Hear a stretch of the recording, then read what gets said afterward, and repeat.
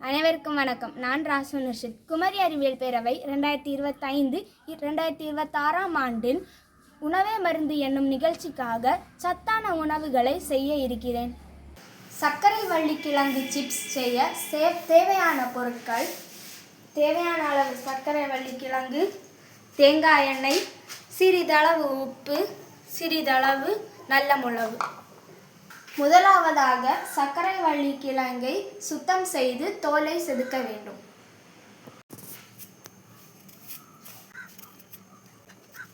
தோல் எடுத்து வைத்த சர்க்கரை வள்ளி கிழங்கை சிறிது சிறிதாக ரவுண்ட் ஷேப்பில் நம்ம வெட்டணும்.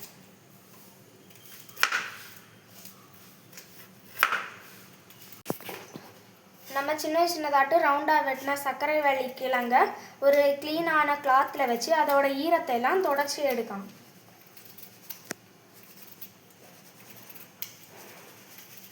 இப்போ நம்ம அடுப்பில் பாத்திரத்தை வச்சு அதில் தேங்காய் எண்ணெயை ஊற்றணும்.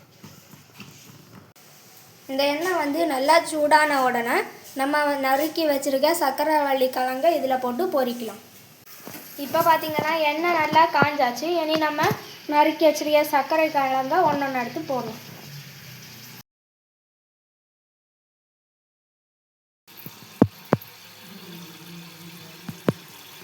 நம்ம சிப்ஸு ரெடி. இதில் இனி கொஞ்சமாக உப்பும் கொஞ்சமாட்டு நல்ல மிளகு பொடியும் சேர்த்து சாப்பிட்டா ரொம்ப சுவையாக இருக்கும்.